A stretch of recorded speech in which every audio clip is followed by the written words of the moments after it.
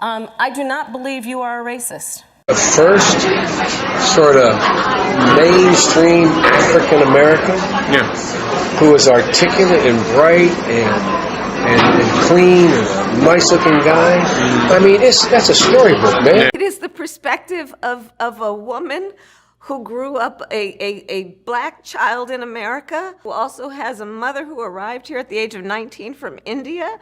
You cannot go to a 7-Eleven or a Dunkin' Donuts unless you have a slight Indian accent. I'm not joking. No. Even call centers, which rushed overseas in the hundreds of thousands. How many times you get the call? I'd like to talk to you about your credit card. Who also has a mother who arrived here at the age of 19 from India. They're going to put you all back in chains. No. Poor kids are just as bright and just as talented as white kids. But, yeah. But I tell you, if you have a problem figuring out whether you're for me or Trump, then you ain't black.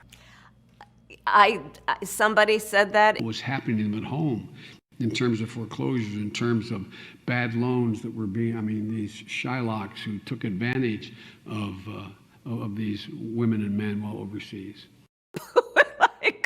Joe Biden is under fire this evening on comments he made about working alongside segregationist senators in the past. Biden recalling his early Senate career, bringing up two segregationist senators, Herman Talmadge and James Eastland, who called African Americans an inferior race. I was in a caucus with James O. Eastland, Biden said. He never called me boy. He always called me son. At least there was some civility. We got things done. We didn't agree on much of anything. We got things done. I think the two-party system, although my Democratic colleagues don't like me saying this, I think the two-party system is good for the South and good for the Negro, good for the black in the South.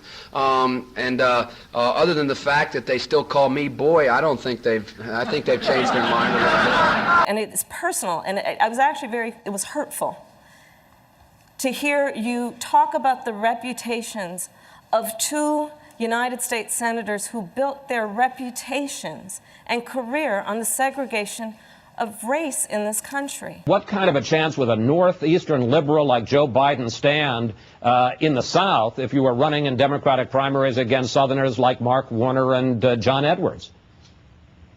Better than anybody else. And you don't know my state. My state was a slave state. My state is a border state. My state is the 8th largest black population in the country. My state is anything from a northeast liberal state. What you heard, look, okay, I'm not going to get in an argument with you, man. Well, yeah, you do, but look, Pat, look, here's the deal. Yeah. I stopped in Singapore to meet with a guy named Lee Kuan Yew, who most foreign policy experts around the world say is the wisest man in the Orient.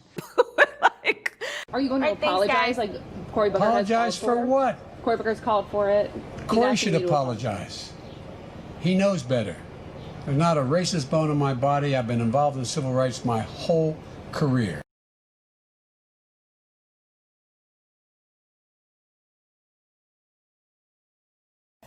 You also worked with them to oppose busing. And, you know, there was a little girl in California who was part of the second class to integrate her public schools. And she was bused to school every day. And that little girl was me.